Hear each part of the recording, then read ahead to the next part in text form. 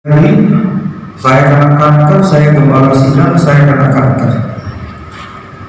Tidak ada masa depan. Hanya dalam tempo beberapa bulan saya kehilangan 30 kg. Tiap pagi saya muntah darah 15 kali. Habis tubuh saya. Saudara tanya apa saya istirahat di rumah sakit? Tidak. Kalau saya udah pingsan, pakai toga saya pingsan, dibawa ke ICU. Hidup lagi, saya khotbah lagi, melayani lagi, terus begitu. Saya tidak mau berhenti. Amin. Sampai kemudian pertolongan Tuhan luar biasa. Dokter Singapura mengatakan 2016 Februari saya kena kanker yang jarang dihadapi banyak orang. Dan umur saya tidak mungkin sampai pada bulan Juni. Saya cuma minta satu di keluarga dan gereja. Kalau saya meninggal, saya tidak minta kuburan mahal. Saya cuma minta satu, kuburan saya jangan kena banjir. Dan Jakarta banjir banyak tuh. Saya 2 kali kuburin orang, hari ini saya kuburin 2 hari dipanggil lagi, Pak, itu petinya naik lagi, kuburin. Saya nggak mau begitu. Dan benar saudara-saudara, Februari 2016 saya tidak mungkin bisa hidup. Tapi iman saya mengatakan begini, kalau saya lihat dunia saya mati. Tetapi saya kalau memandang kepada Yesus Tuhan saya, sang hidup itu, saya akan dikasih. Pada waktu saya sudah tidak lagi berdaya di rumah sakit, tangan saya 4 jarum infus, kental, udah kurus. Saya tadinya besar itu Bapak, lalu turun drastis. Saya minta istri saya bawakan gitar. Istri saya pikir ini permintaan orang mau meninggal. Padahal saya mau sembuh. Jadi kemudian gitar datang, pegang gitar aja nggak bisa, pegang gitar kayu nggak bisa. Saya udah benar-benar nggak berdaya, kurus, pipi saya udah makin ke dalam, mata ke dalam. Dan itu memang saya nyanyi satu lagu yang saya suka nyanyikan, I Believe in Miracle. Di situ ada kalimat yang selalu saya aminkan. Bunga baku yang berkembang di padang yang gersam, ku percaya mujizat selalu percaya Yesus. Meskipun saya nyanyinya fals, sekarang juga fals, nggak jelas nadanya kemana, saya nyanyi itu. Saya merasa saya mau nyanyi itu. Mungkinkah bunga baku dia berkembang di padang yang gersam? Tidak mungkin. Tapi bagi Yesus tidak ada yang mustahil.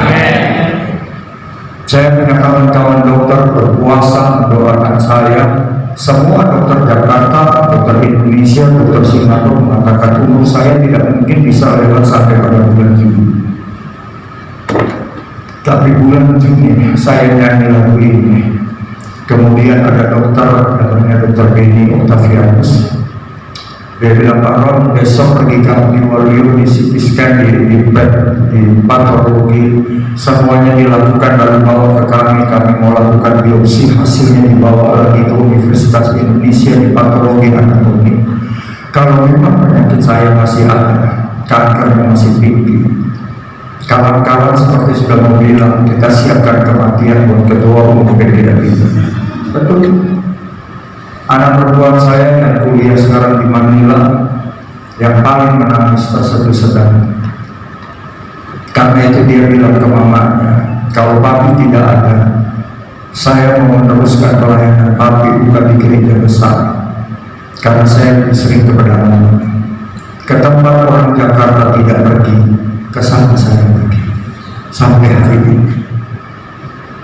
Dan bulan Juni begitu diperiksa sampai ke rumah sakit Persahabatan, ada satu dokter namanya Dokter Asisa,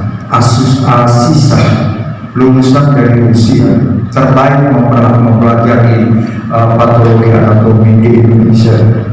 Dia katakan orang ini, pasien ini, saya tidak kenal. Dia katakan tidak ada kankernya, dan saya sembuh. Bebas ini. 2017 saya kena sakit lagi. Kali ini namanya hernia fragmatika. Lambung saya 80% di dada. Tahu ya hernia ya? Kalau laki-laki hernia itu turun ke bawah atau muncul di badan, di perut. Kalau saya hernia fragmatika itu dia naik ke dada di balik jantung. 2017 masih kecil lambungnya, 2021 sudah hampir 80% di sini. Orang makan masuk ke perut, saya makan masuk di dada. Apa yang saya makan tumpah, apa yang saya makan tumpah. Saya khotbah pingsan, bukan karena saya kurang makan, tapi saya pingsan oleh karena oksigen itu habis diambil oleh bagian sakit ini.